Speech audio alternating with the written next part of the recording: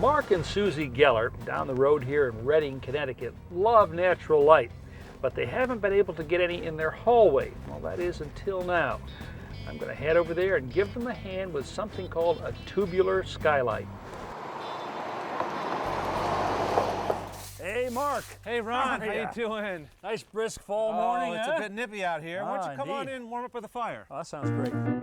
Oh, fireplace in the kitchen. I love that. My wife, Suzy. Hi, Ron. Nice to meet you. Pleasure to meet you. Can I get you some coffee? Sure, thanks. You know, I couldn't help but notice when I drove up that you guys already have 4 or 5 skylights in the house. And we really love natural light. Well, the hallway, you know, is one place where it's almost impossible to get it from windows. Well, I think there might be a bright solution for Suzy and Mark. It's called a tubular skylight, a cylinder that passes through the roof and attic, ending in the hallway ceiling. Sunlight is collected at the top of the tube and directed downward. They seem to like the idea. Anyway, so you want to take a look? Show me where it's going to go? That'd be great. Okay. Terrific. So, Ron, this is the hallway. So right up here, huh? Yep. You know, this is very typical. Yeah, hallway. You just can't get natural light into these places. So dark. Yeah. All right. Well, this is my favorite part. Why is that? You start punching holes in the ceiling. I'm with you. Oh, great. Okay, well, I'm out of here. Okay. Oh, really? You Let gotta you go? guys do the work yourselves. Okay, I got some stuff to do. All right. Well, keep an eye on us. Don't let us get in trouble. Our first installation step is to decide where in the ceiling to put the skylight. Good. Using a stud finder, Mark first locates the ceiling joists. Then we explore the options. It has to be between this joist here, or the ceiling joist, but I can move it back and forth this way. So what do you think? You like it here? It's not bad. Yeah. Yeah, that looks I like pretty that. good. That's good. Let's draw a little reference line out here. Mark drills a hole in the approximate center of the circle and inserts a screwdriver. Push it through a little bit, just twist it back and forth. I'll just push it all the way. Then we go up in the attic, locate the screwdriver, and verify that the opening will in fact fall between the joists and that there are no obstructions. I want to create a hole that's exactly in the center between these two joists right here. Okay. Next, I hold a plumb bob over the screwdriver hole, wait for the swinging to stop, then mark the point on the roof that's directly above the hole in the ceiling. But now, once again, we want this to be between these 2 rafters because we're putting in a 14-inch unit, so we've got to be right in the center. Once we've located the center point, we drill through. Then we take an ordinary coat hanger, cut out a section, and insert the length of wire through the roof so we can locate the hole from the outside. Do you have a large compass, one that could draw a circle 14 inches in diameter? No, I don't think so. Most people don't. So we're going to make something up to draw our circle there. Oh, great. Okay. So I'm just going to push this screw starter. There we go. All right. After we use our makeshift compass to draw a circle on the ceiling, we cut it out with a drywall saw. Push it through.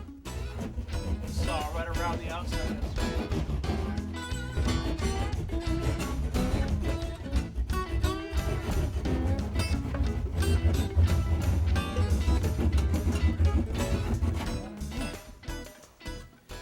Yeah, there.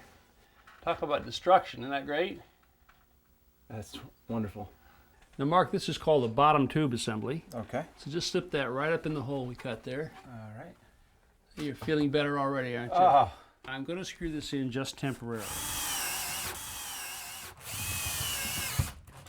Now, you see the coat hanger up there that's going through the roof? Yes. That's pretty close to being in the center of this. Okay. Now, let's have some real fun. This is where we get high.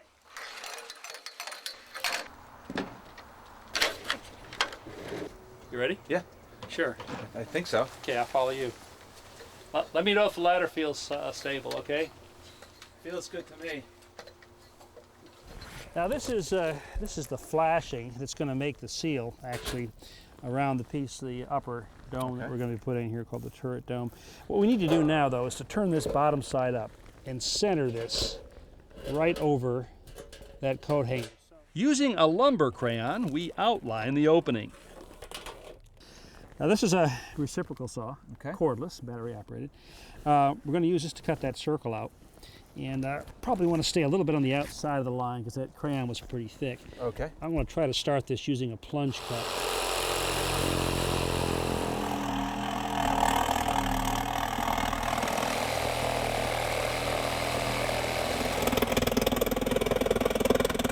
how does it feel to cut a hole in your roof? Scary. Huh? Yes. Easy though, isn't it? Too easy. I screw a piece of scrap lumber to the circle to prevent the cutout from falling through and damaging the ceiling. Okay, Beauty. finish it up. You'll be a little, I know. far I outside get a little there. sloppy here. It's all right, just take your time. Don't rush it. Okay.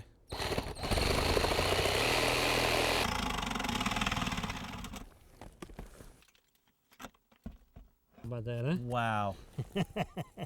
Looking right down into your house. Before we set the flashing in place, we apply a bead of sealant around the base. Then use a shingle ripper to separate and loosen the shingles above the opening. Go up underneath. Now we slip the flashing up and under the loosened shingles. We're going to slip this in here. So the flashing's in good shape. I want to move on now, Mark, to putting in what's called the top tube. This is the same as the bottom tube that went up in the ceiling, right, except it goes on the top. And we'll drop this down inside the flashing and through that hole we cut in the roof. What we need to look for now is to see whether this is aligned with that bottom tube. Okay. Take a look. It looks to me like it's sort of skewing off in this direction over here. Right. So they've made this so that it's adjustable. So if we just rotate this, there we go, and then we can drop this back in here. Well, that's pretty good. Okay, Mark, I want to grab that roll of foil tape right there. Sure. We're going to tape these seams here. Okay. Just go ahead. Why don't you go ahead and just follow me right on around.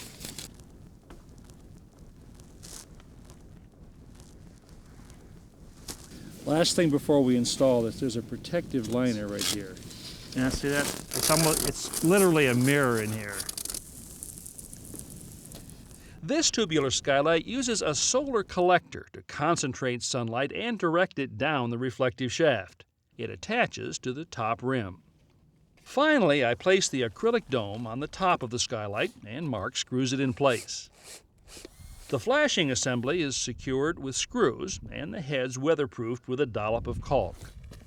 Okay, well done, sir. I say let's go down and warm up, huh? Sounds great to me.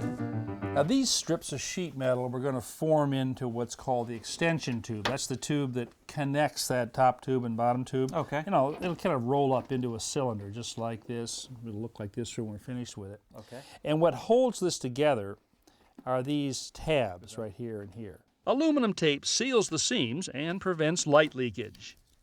Finally, we peel off the protective film inside the tube, revealing the mirror-like reflective surface. Now this is the top tube that comes through the roof. This is the bottom tube that we put up through the ceiling. And this is the extension tube that we assemble down in the bedroom. And it will connect the top and bottom tube. Before I put that in, I want to install this. This is called an iris. And it allows you to control the amount of light that comes through here in much the same way a dimmer switch would on an That's overhead great. light fixture. That's great. Now this just sets in place right on top of the bottom tube like that. And we'll secure it with a couple of screws. With the iris attached, Mark unscrews and then lowers the bottom tube.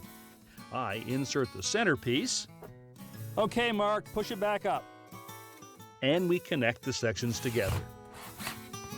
Again, we seal the seams with aluminum tape. As a finishing touch, we slip on a diffuser to soften the light coming into the hallway. All that's left now is to wire up the switch for the iris. The wires are twisted on the end of a fish tape and pulled through the wall. The box is installed, the switch wired, and the cover plate assembly screwed in place. When the switch is rocked, the iris opens and closes, controlling the amount of sunlight that comes into the room. You know, it's not too often I get to bring some sunshine into somebody's life. Well, I'm pretty impressed. Got your own Great. sunspot up there That now. is great. Yeah. Oh my God, what a difference. This was so dark before. It's totally natural. Yeah, and it brings light. I think you're going to find it bringing light all the way down the stairs here. Yeah. Just be sure to put your sunglasses on before you head upstairs. I will think of you every time I walk up there. Thank you so All right, much. I'm going to take off. Take Okay. care. Okay, Ron. You guys Thanks enjoy. See again. yourself out all You're right? welcome. I will. Okay, Yep. thank you. Oh my God, hon. You really did this? Yeah. Just me by myself. No kidding. He just watched, huh? I borrowed his tools.